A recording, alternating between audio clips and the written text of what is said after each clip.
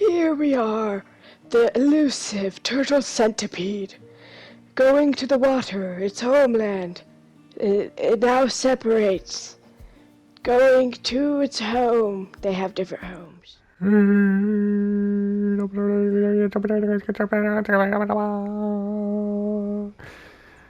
Hey, what's up, guys? This is Gouda for me. This is episode 8 of my survival series. And in the last episode, we went to the trial chambers and I went ahead and cleared out the entire chamber here and made a couple of farms. I think I've made around 7 of these in total, and they've all worked out really well. I just made a 5x5 platform here with some magma blocks and minecart rail underneath, surrounded by glass. And when the trial is over, the loot drops. It goes into this waterway and comes into here. Unfortunately, some of the loot from the mobs burn up by the magma blocks, but it's not really ideal for a large scale farm anyways, so I'm not too worried about that. What I'm really after are the ominous keys. And right now, they're on cooldown, but there's a glitch in Bedrock right now where even if they are on cooldown, if you drink this ominous potion, which I have not tested out, so we're going to test it out together, it should reignite the farm. So let's try this out. Yep, and there it goes, and hopefully they all stay in. Oh, they're shooting me through the glass. That's fine.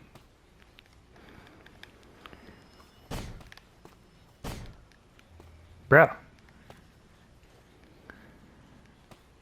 This is a number 5 ominous potion.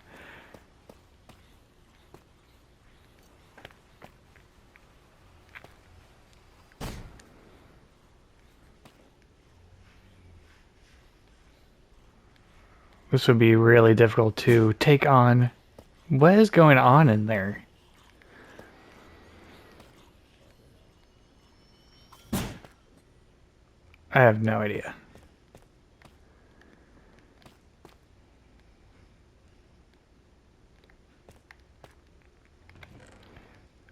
Oh, I got some cooked steak. That's great. All right. Nothing in that one. Oh. Right. As I said before, some of the loot burns up.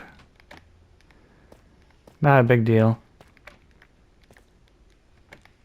I ended up opening up every ominous vault I had, and I did not get the heavy core, unfortunately, but I did get this flow item trim, or a smithing trim thingy. The thing with the thing, and the trims, and the stuff, and the words. So maybe I'll put that on my armor at some point, once I get some netherite.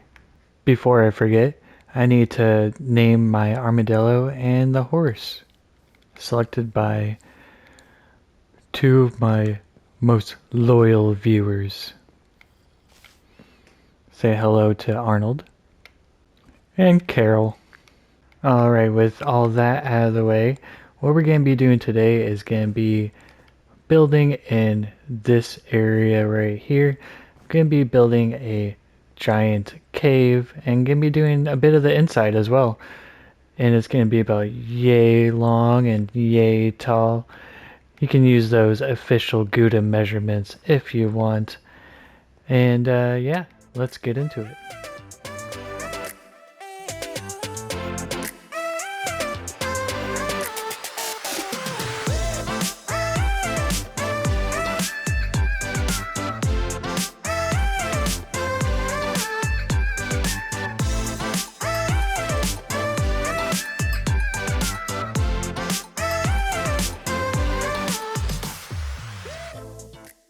Now that we have good foundation, you can kind of see that the cave is forming.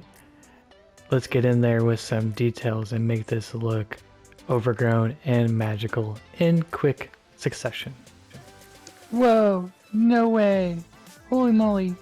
Whoa. Oh, shoot. Whoa. So amazing. I can't handle it. Alright, I hope you enjoyed that time lapse. Let's get a little bit of a closer look here. See, I continued the overgrowth vegetation feel that I got going on in the rest of my builds. And on this side, I got some barrels and chests, like the civilization before us had explored this cave. And on this side, we got some hay bales and some pumpkins, and I continued the lantern that I have over here. I brought it over here as well. I think it looks really, really nice. And then I wanted to show you this area real quick. I got a little bit of space here where I can put something. I'm not so sure what yet. It wasn't really planned for, but here we are. We got some space. Let's utilize it. But I don't know what to do quite yet with it. And if you look back, it's an amazing cave. I'm really happy with it. We got to do something with this back end as well. But for now, we're going to be working on the inside, carving this out, making it look nice, and something worth exploring. So let's get into it.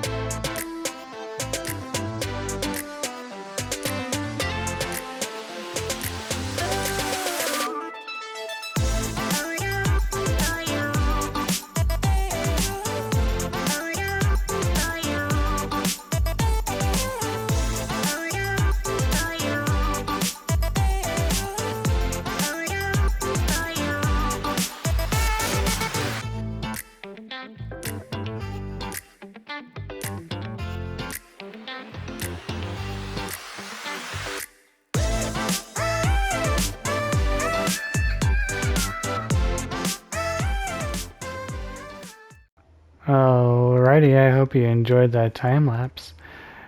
And I ended up adding a little bit more lore into this build because I got some minecarts here and some rails. And once in a while you can see some rails in the water as well.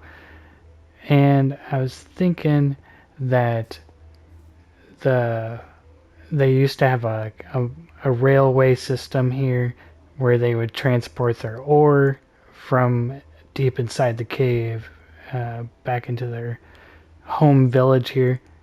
But at some point the whole rail system collapsed. So maybe we'll find out why later on, the farther we get into this cave. But what I really like is all the foliage,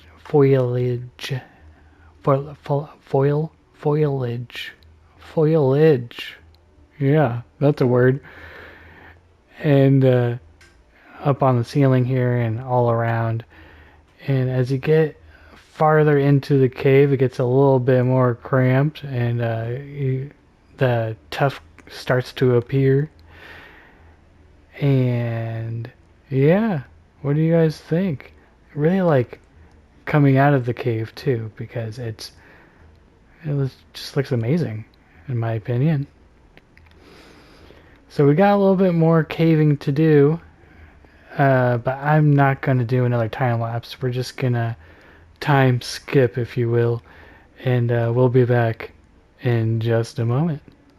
Alrighty guys, we got it all dug out, and it's a nice big space here, so we can have so much room for activities. But I know what you're thinking. Gouda, it's so plain. There's nothing in here. I know, just hold on. We're gonna work on that just, right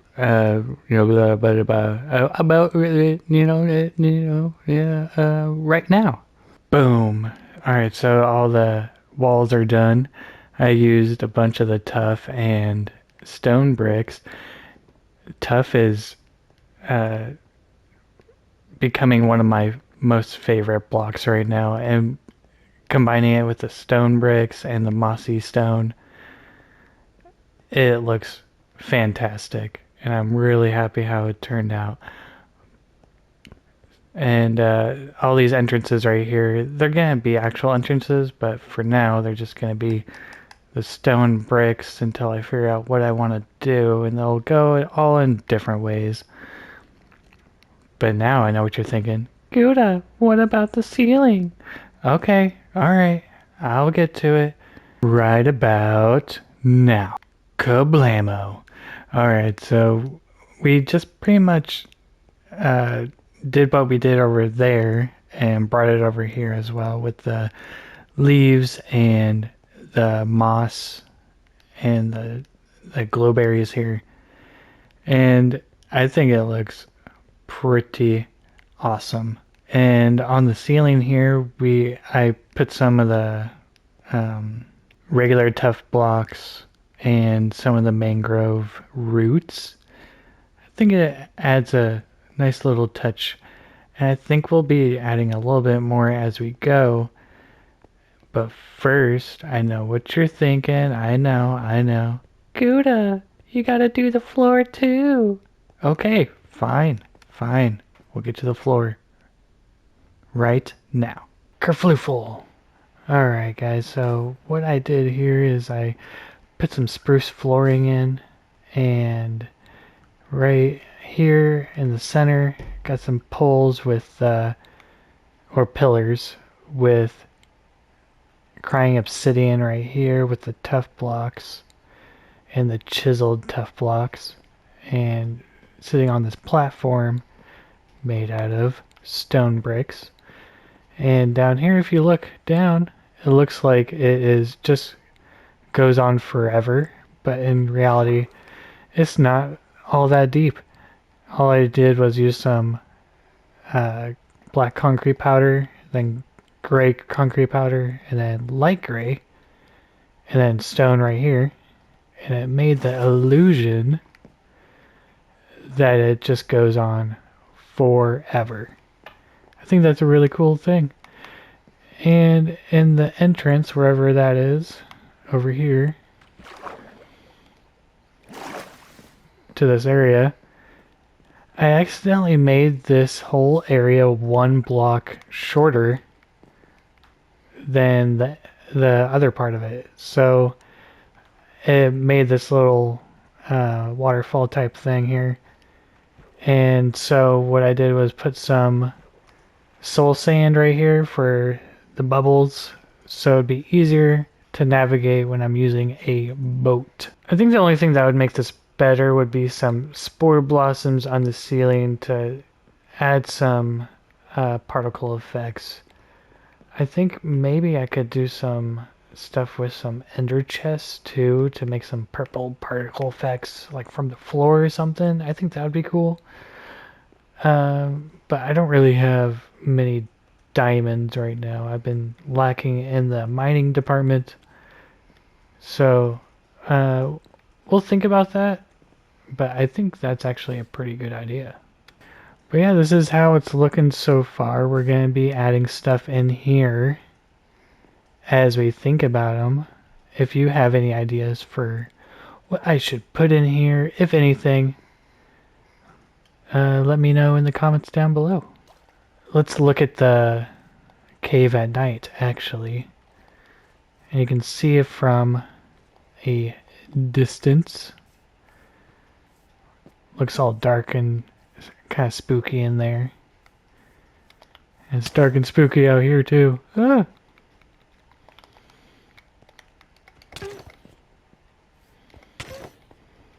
Alright, let's travel into the cave as it's intended with our captain, the chicken.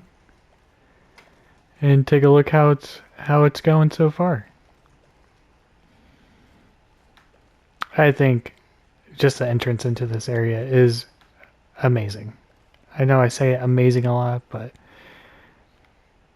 I really like how it turned out. Alright guys, I think that's going to end it for me today. Hope you enjoyed, and thank you for watching. My name is Gouda, and remember, it ain't easy being cheesy. Have a good one.